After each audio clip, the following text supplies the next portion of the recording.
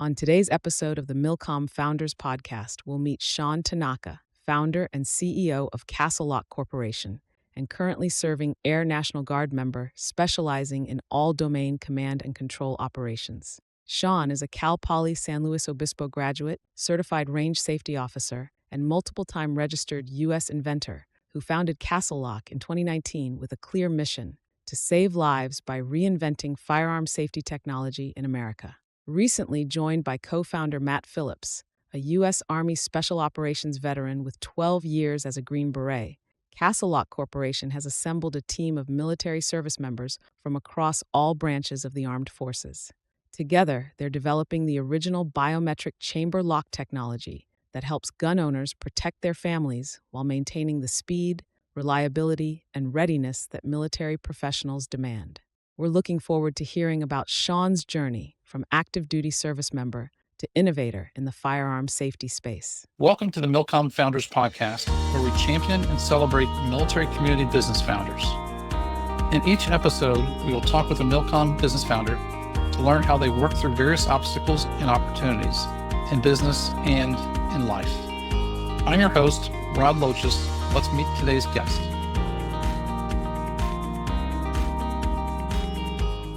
Welcome to the MilCom Founders Forum podcast. I'm your host, Rod Loches. Today, we have the opportunity to champion and celebrate Shaun Tanaka, the founder and CEO of CastleLock, and he's currently a member of the Air National Guard, and as I might call him, the all-American guy.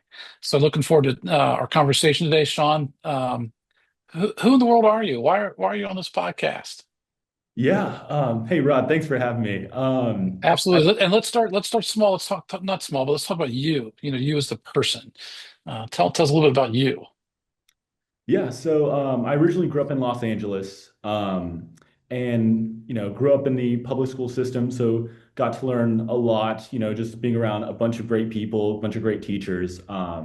And then directly after high school, I had a classic Asian mom, so I was going to go to college. I was going to join and enlist right after, but she had other plans for me. And so Oh, I ended up going to Cal Poly San Luis Obispo out in California for my university. And from there, that's where I shifted paths to not where I expected, but I ended up becoming an entrepreneur and then joining the military. So I enlisted in the Air National Guard wow. closely after.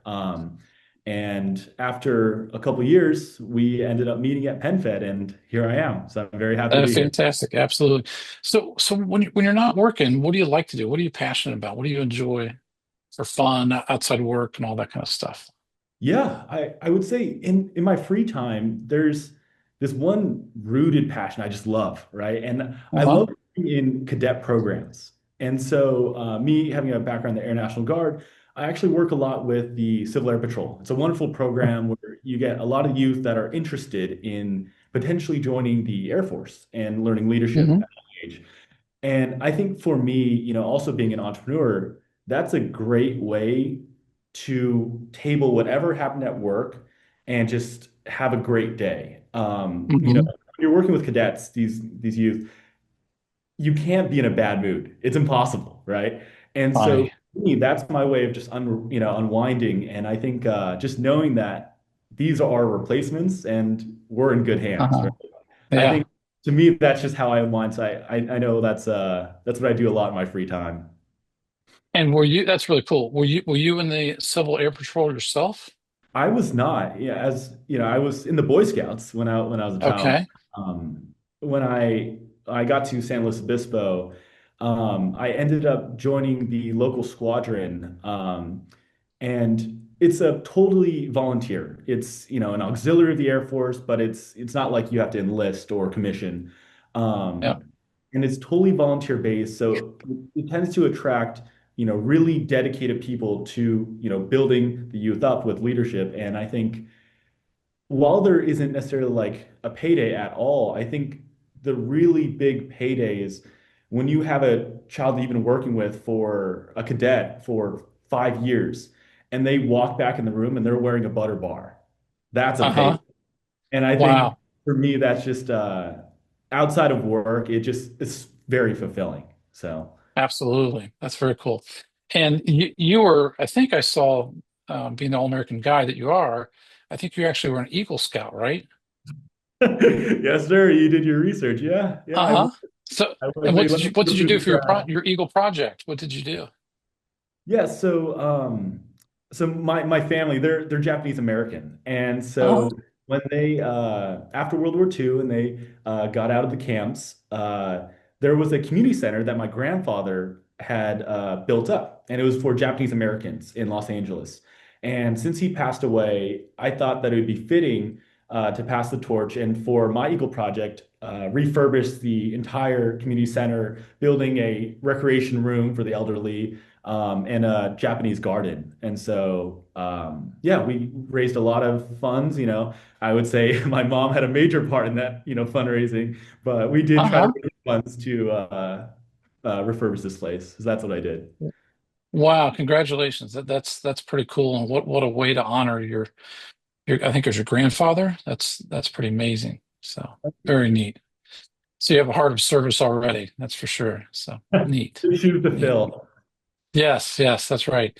So what's in your personal life, what's a challenge that you've had to overcome? Something that, there's got to be different challenges that you've had and you've said, hey, I've got to figure this out, and you have. Mhm. What's something you've overcome? Yeah, I think for me, it's twofold. So, one, in the Air Force, I'm on the enlisted side, right? Hmm. So I'm very low ranking. And so what I get very accustomed to is yes, sir, yes, ma'am, right? Uh-huh. And I think that's juxtaposed with being an entrepreneur, where you have to make these decisions versus constantly, just say yes or yes. And so that being said, that's been something, especially being young as well. We're talking to our Yep. investors who, are wearing a lot of gray hair who are like, what would make me trust this, 25-year-old kid, in their eyes? I'm younger than most Uh-huh. of the children with my investment, right? And so that being said, a lot of times you get a lot of rejection. I think for me, it's just overcoming that. One of my mentors I met at the university, Dr. Taryn Stanko, she had me do this piece of homework where she went, Sean, I want you to collect 10 no's. And I was like, easy enough, right? But it was actually really difficult because what I realized is that we typically don't ask for things we think people are going to say no to. We typically ask things that Hmm. say yes to.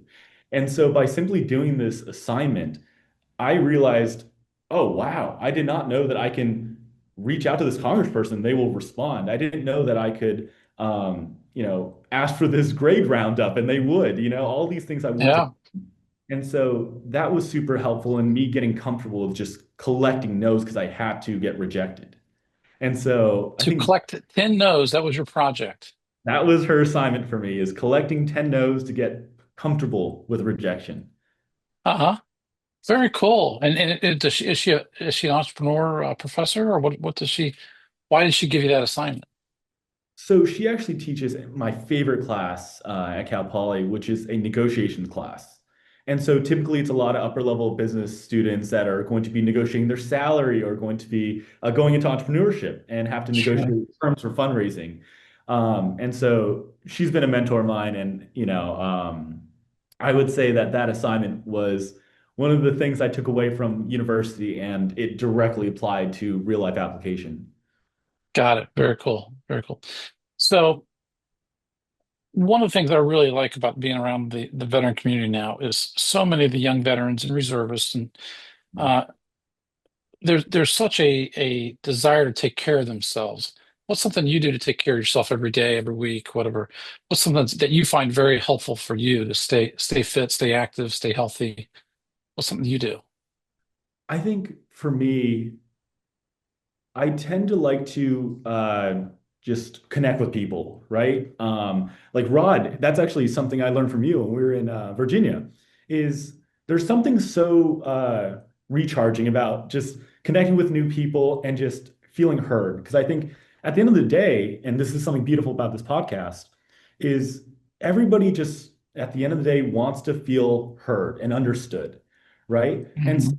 giving that opportunity to people is just really recharging. I think something I've been trying to do to, maintain mental health is just you get so deep into your business that you can just become a ghost, right? And just isolate yourself, Hmm. dedicate yourself there.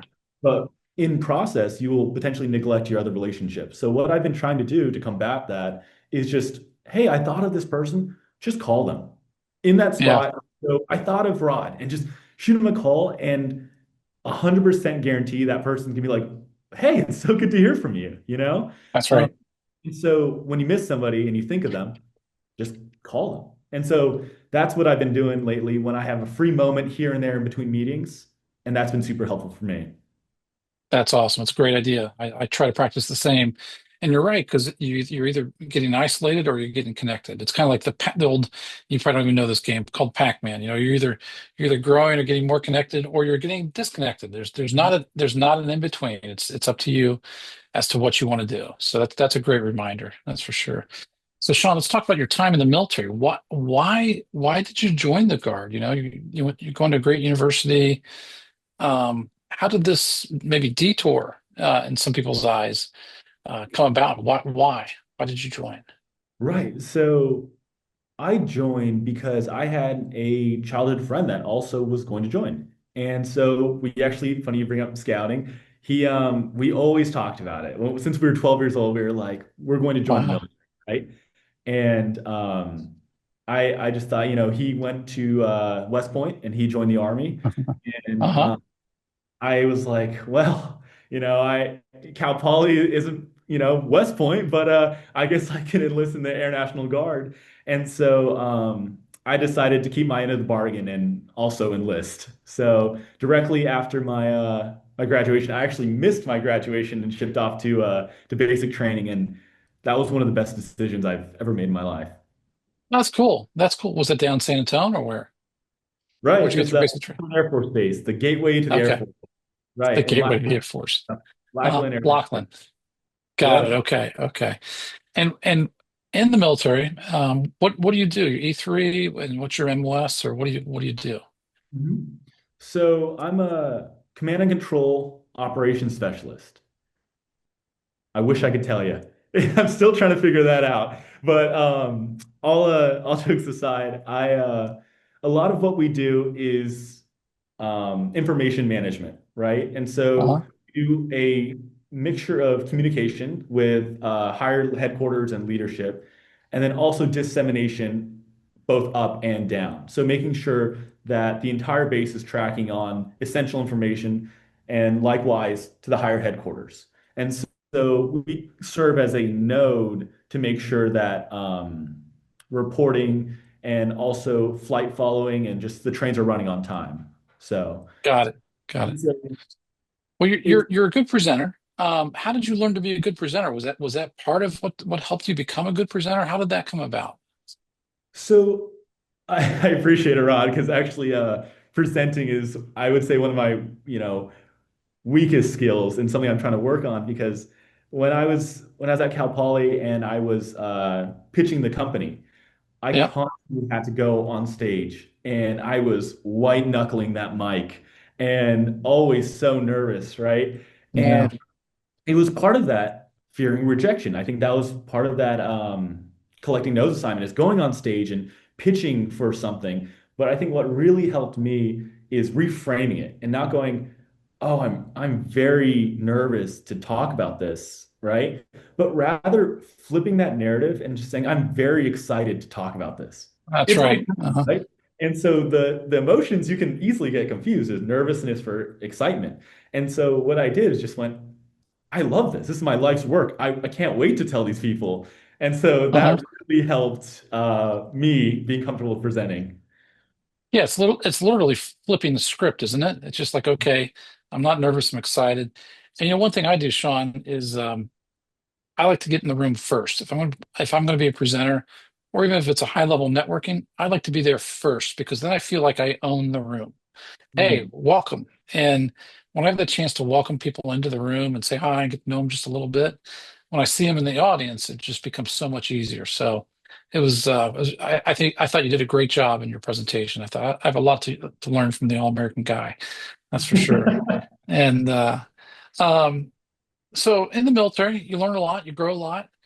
What's one or two things that you've learned in the military that you've used in your business? What is one of those teachings you've learned? One or two of those teachings? Yeah. So, I talk a lot about my mentors because, being Yeah. 25, I only have so much time on this planet, right? And so to learn from the people that have done it before, the pathfinders, is Hmm. cheat code to me, right? So there's this one mentor I have in the Air Force, and he's an officer, he's a pilot at my base, and he actually he crashed a plane, right? And so he's a very unique. Spoiler alert, he lived, right? But Wow. taught Yeah. a great deal. And one of the most important things is just learning to fail, right? And preparing for that and what to do in that case, because I think a lot of times we don't always prepare what happens if we do fail, what do we do? And so he's taught me a lot about backwards planning and how to contingency plan and how to respond. I think an analogy, classic Air Force, I'm going to use a pilot analogy. Uh-huh. As an entrepreneur, it's a lot like being a pilot, right? And so you have two primary jobs as the pilot slash entrepreneur, the founder. It's you have to make sure you know what direction you're going to. There's a very clear destination. In addition, you have to make sure you have enough fuel to get there, so money. So that's the pilot's job. But simultaneously, making sure that when Yeah. there's turbulence, when things get rough and the business and the economy get kind of scary, that you go on the main mic and you go, everything's going to be okay. Just a little bit of Uh-huh. turbulence. And they hear that Yep. confidence in your voice and they think everything's going to be okay. The pilot could be freaking out, but everybody needs to believe that pilot is calm and we're going to get to that destination. And so I think embodying that mentality and just making sure that everybody knows, hey, we have it under control. I think that has been super helpful. And I learned that from my mentor is just Yeah. stay under fire. Well, if he and thank God the guy lived. If he crashed a plane and lived, and did he go fly? Did he fly again? I can't talk much about it, but he lived to tell the tale. Is he still flying right now? Maybe one day. Understood. Understood. That's for sure. Um, but Yeah. nevertheless, he's a great mentor. He's Yep. taught me a lot. And I think the base is very lucky to have a guy like him with his experience. Yeah. Absolutely. Absolutely. So, other than that great story, what's another story that's infused throughout your business and daily life that you've just a good story, fun story, educational story that you've had happen in the Air Guard? Are you an E3 now, or what are you? Right, I'm an E3, so Airman First Class. Uh-huh. Uh, so I don't have much military experience besides, basic military training, besides going to technical school and a Yep. couple of state support missions. Like, for example, Got it. we have what's called the MAFS fire mission, which is the modular airborne firefighting system, which is what they use the C-130s for Yeah. fire retardant to drop on the fires, especially because California, Yeah. it constantly wants to be on fire. Yeah. But I do have a story that I remember sticking with me from basic training. Um, Going in at that point, I had a master's degree, and I'm enlisting as a E3, and Yeah. I just remember I'm not going to mention that at all, right? I don't want that to be, a part of basic training at all, especially because I'm going to get asked, "Why didn't you commission, dummy?" Right? Especially because we're going to use Uh-huh. it every day. Um, Funny. One thing I really liked from basic training is that everybody was on an equal playing field. Everybody Yeah. had the same haircut, wore the same clothes. It did not matter how big your house was, how nice your car was, or who your parents were. It was just about you. And I think for me, it was very freeing to go, Yep. wow, I can really work as a team and build based on merit and gain a personal identity. And so I think it Yeah. was really awesome. They gave me a lot of opportunities to be in the leadership of my flight, and I did not want it, but it stuck like wet on water for some reason. Uh-huh. Um, I I just remember they my first week they put me down as an element leader, right? And so it was my job to sometimes march the flight. And I was, obviously drinking it from a hose and I was just like trying to pick up information as fast as possible, but simultaneously teach other people, right? And Yeah. so I remember there was one time we were right in front of the DFAC, the dining facility, and I was like, wow, people are getting fired left and right. How do I get fired, right? And so I thought if Funny. I just marched our column into the dining facility, into a wall, they'd fire me, right? And so I decided to forward march us into a dining That's facility. hilarious. And the drill instructors, obviously, they're going to jack you up, right? But he was like, oh, we're going to teach you. We're going to teach you how to drill. And we're going to get you to the point where you're ready to be an element leader. And so they gave me extra attention and to the point where I actually became very good at drill and ceremony. And so I never got fired. So I stuck with it till Oh, graduation. But I think then I learned that I liked in the military that you're not judged as an individual, you're judged as a team. So yeah. you learn to win together, right? And the good leaders that got fired were the spotlight rangers, were the ones that were like, I want this because of the prestige or whatever that may be. But I think the main takeaway I had from basic training was if you want to feel better, blame other people. But if you want to get better, blame yourself. And that's Man, that is so quotable. That is fantastic. Say that again. That's a great quote. If you want to get better, if you want to feel better, blame other people. uh-huh. But if you want to get better, just blame yourself. And Yeah. I think anything that goes wrong as a leader, and Rod, with your background, you definitely know this, you get the worst um, obligations, the things that nobody else can solve. And they go, Rod, you're that guy that we go to when we need that big problem solved. And you're like, Right. okay, but I think the thing is, as whether it's the founder or the CEO or the president, that's the person where they just get the worst on their plate. And so Yeah. I think that blame yourself and just take ownership for it. I think that I found that at basic training, at least, that worked very well. Yeah. Yeah.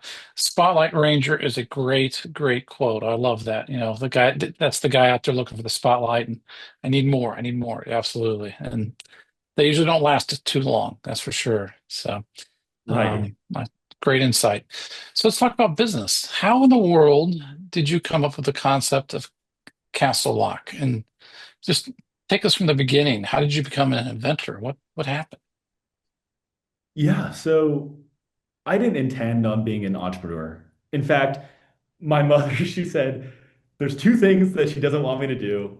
First is be an entrepreneur. Funny. Second is join the military. And so I did Yeah. just in that order, right? Uh-huh. And I was at university and in my sophomore year of college, I got a call from my father and it was I lost a childhood friend to a firearm. And that forever changed my life because Yeah. I was a gun owner. I grew up around guns. And so I just started to think, Rod, I was thinking, am I the problem? Am I part of the problem, right? But then I realized, well, no, I'm a responsible gun owner. I use this for self-defense. I grew up in Los Angeles. We have used it for self-defense, right? As deterrence. So I Hmm. saw the good that it can do, right? To protect families. But then I also saw the impact of a close family burying their child, right? And I think Yeah. that is so impactful. So I think what shifted me into being an entrepreneur is I just couldn't bear to see another family bury their child due to fire violence. It was Hmm. um, the problem was personal to me. And so from that sophomore year, I was ill-equipped. I am not an engineer. I did not have any of the tools to do it, but I was just thinking, I just need to do something. And so I started napkinning ideas and fast forward a couple of years, some very good people, helped me turn it from a napkin idea into something that we are now going to get to market and actually start helping people. So Hmm. it didn't exactly turn out how I expected, but still, I don't live with any regrets. So, Understood.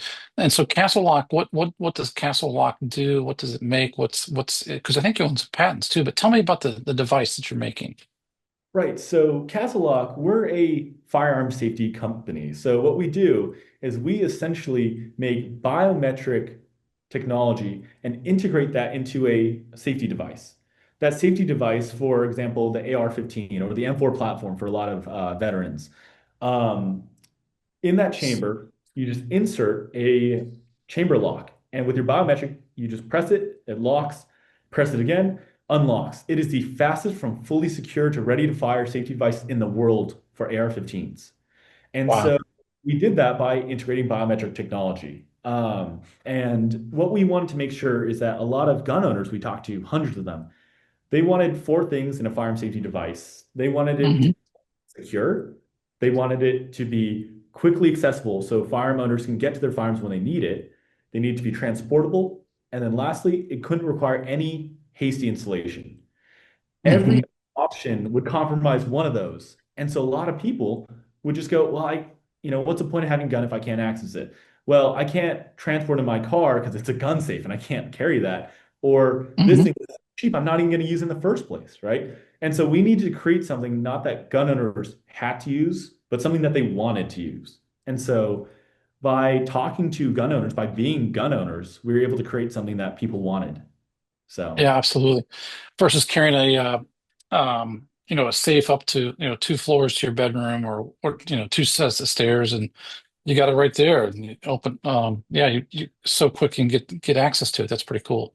Mhm. And so when you developed this and you've become an inventor, tell me about the process of becoming an inventor. I mean, simple and easy, right?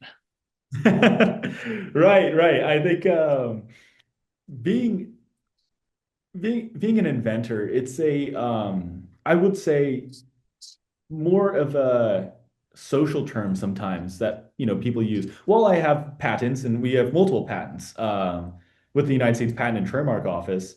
I think a lot Hmm. of people have wonderful ideas, but they just never act on them. I think for Oh, us, interesting. something we learned very early on is that we had a bunch of inventions, but it's very easy to make inventions that nobody wants to use. What's hard is making an invention that everybody is waiting in line to use, right? And so I think for us, when we went through a couple of iterations at first, it was me stirring in circles, right? And at some point, Hmm. very early years, it was solving problems that people didn't have, right? And so, in order to hone in on creating a worthy invention to bring to market, I asked myself three questions. And it is, does the customer have a problem? And you have to answer yes to all three of these before making an invention. So, yes. Does the customer have a problem? Do they know they have a problem? Yes, yes. And the last ones were a lot of times I got lost. Does a customer have a problem? Do they know they have a problem? And are they actively seeking a solution to that problem? And if I could answer yes to all three, then that invention was worth inventing.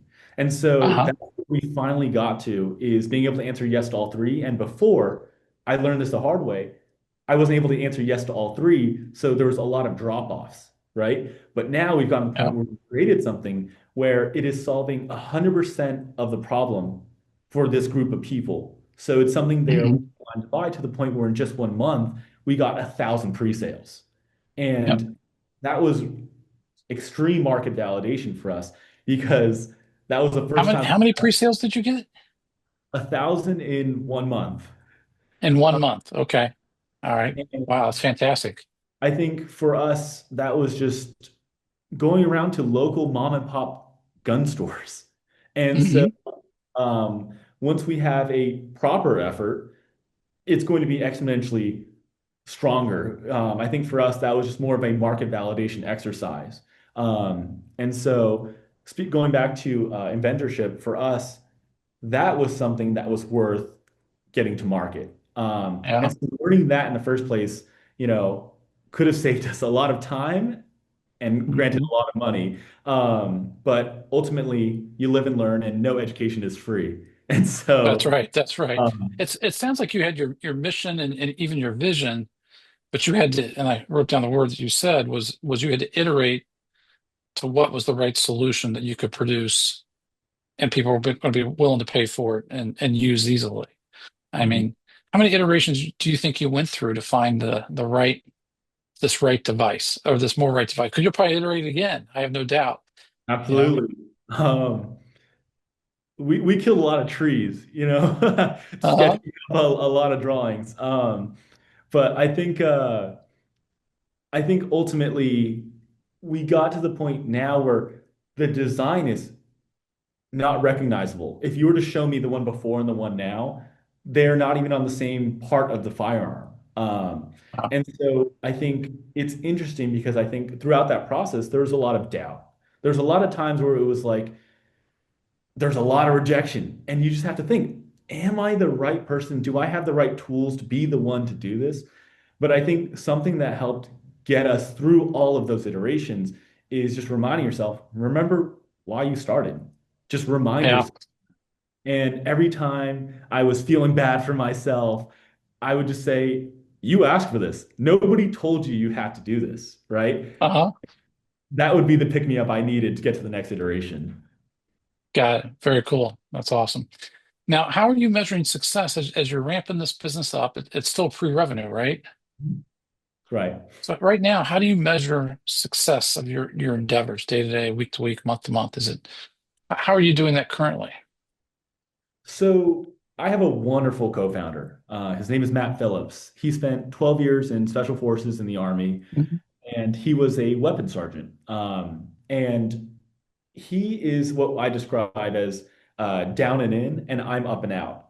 Matt is that person that day to day is managing Uh-huh. those engineers and solving those technical problems. And as a weapons sergeant, he has extreme experience. So how we measure success is we make sure that we're hitting milestones, right? So we set Yeah. milestones, make sure that our engineers are hitting this achievement by this week, by next week.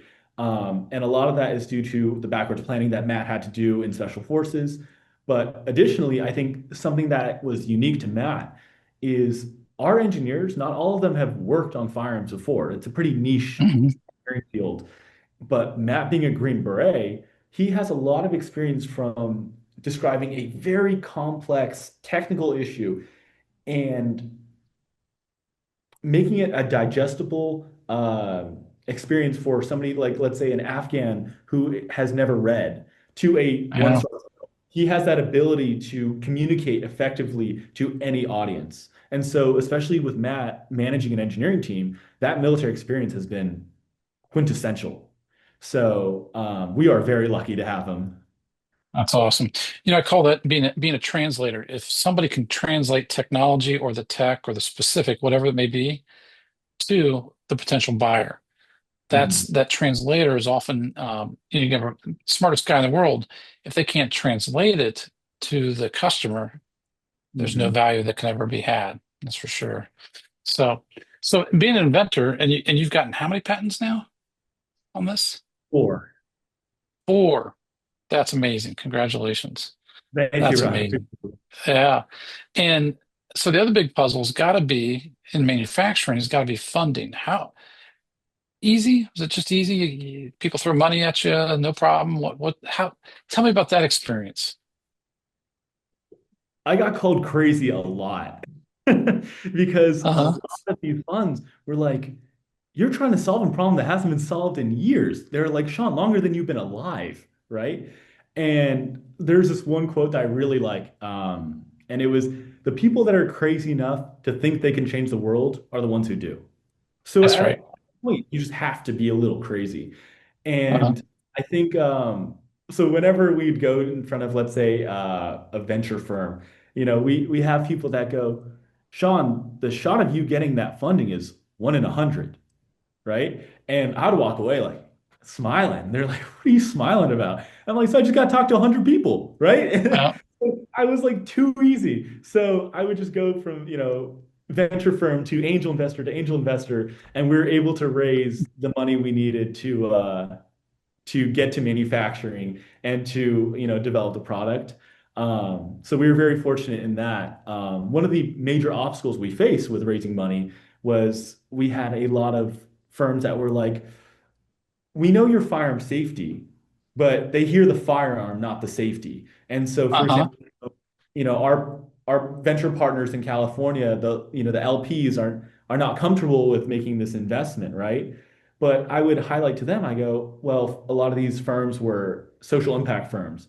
And I would say, well, firearms are the leading cause of death for children in the United States. And I go, that's a social impact if I've ever heard of one, right? And a Hmm. lot of them would say, well, it's just too controversial for us.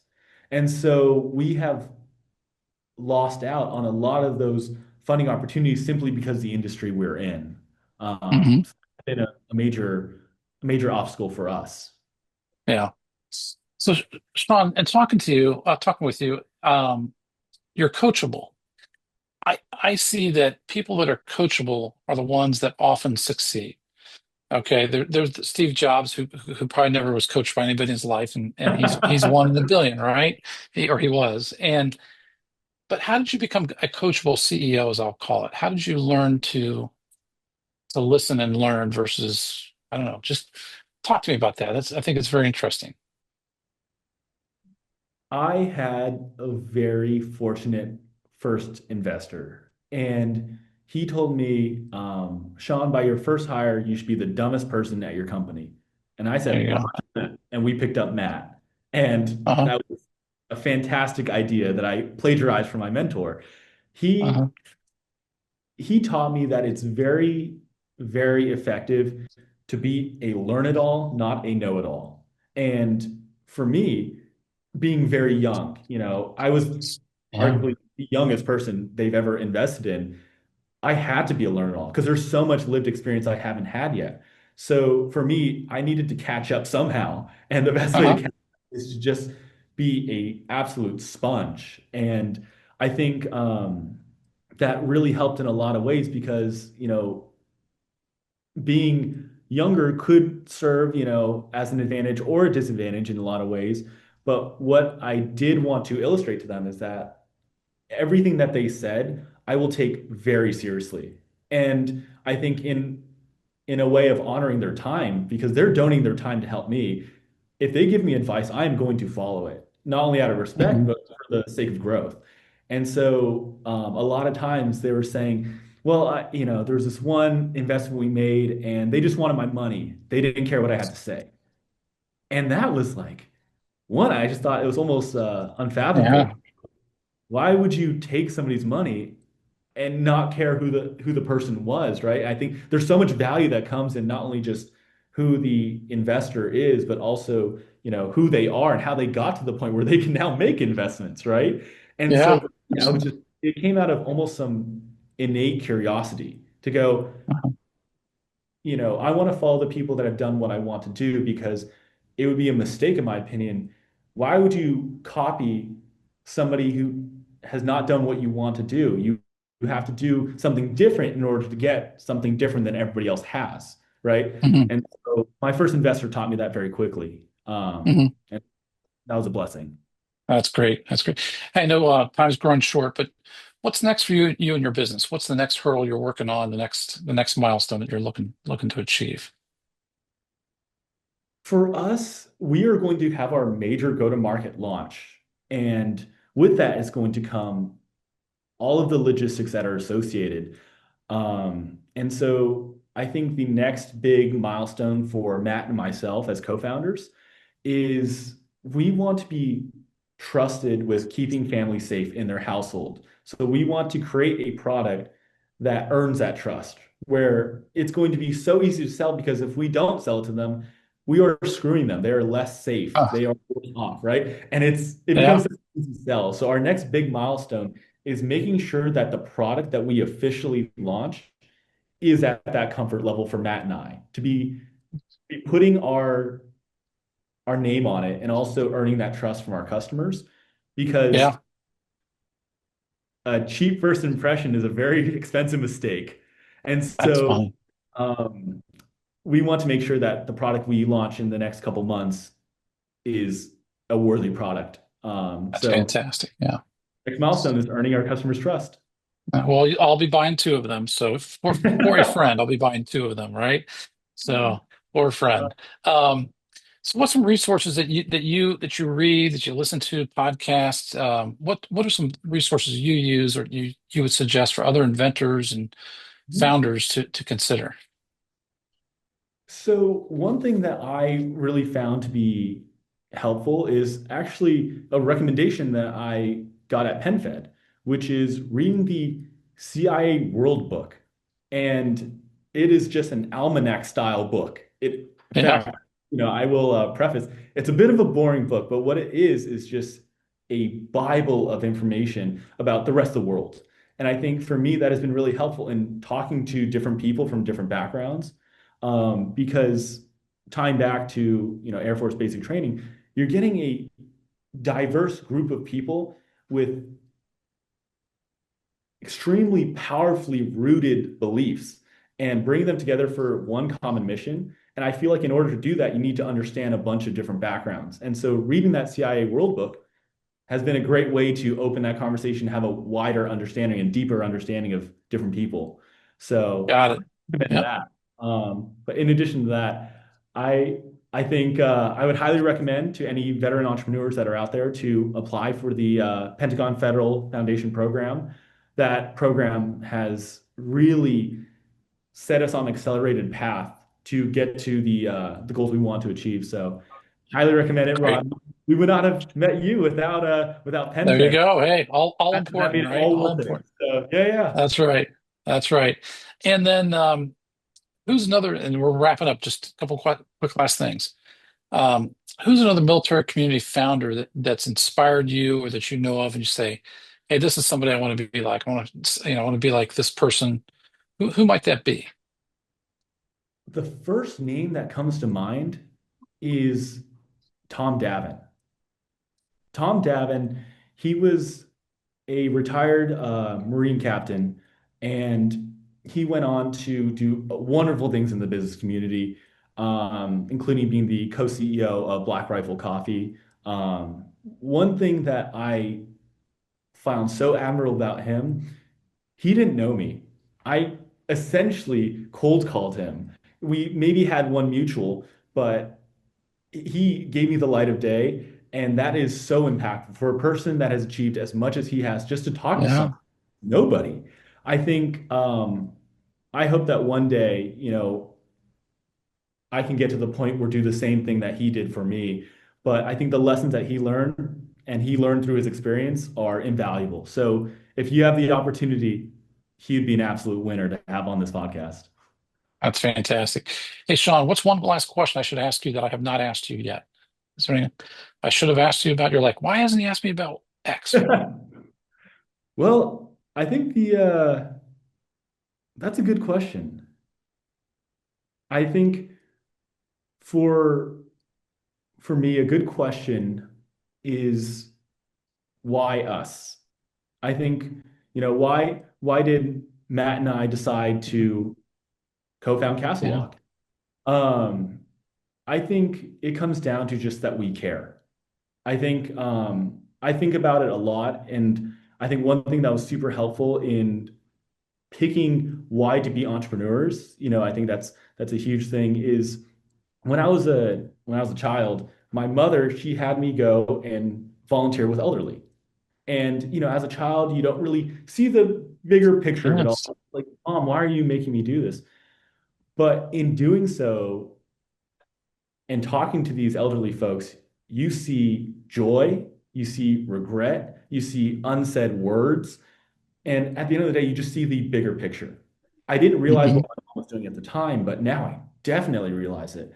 And so I think that why is super important to go. You want to go and live life with no regrets. And so to answer my own wonderful question that I teed up Uh-huh. is for any people that are interested in entrepreneurship, just start because Uh-huh. I mean, dreams don't die, they just get buried alive, is what I found. Uh-huh. So Yeah. just start. That's fantastic. Well, hey, thank you so much today, Shaun. To say thank you, we're going to donate $100 to the Dick Logis Scholarship Fund. It goes to a young man or woman that wants to attend university or trade school. So thank you so much for being with us today. That's for sure. So Rod, thank you. that's fantastic. We would love to match that. I know any cause that you're involved with, Rod, I'm sure is more than worthy. So we'd love to support as well. Well, thank you. We appreciate that. Thanks for joining us on the MilCom Founders Podcast. If you know a MilCom founder with a story to share, reach out to us at milcomfounders.com. For each guest on our show, One Degree Financial donates $100 to the Dick Loges Veteran Entrepreneur Scholarship Fund, supporting education for children of a MilCom business owner. Stay ready.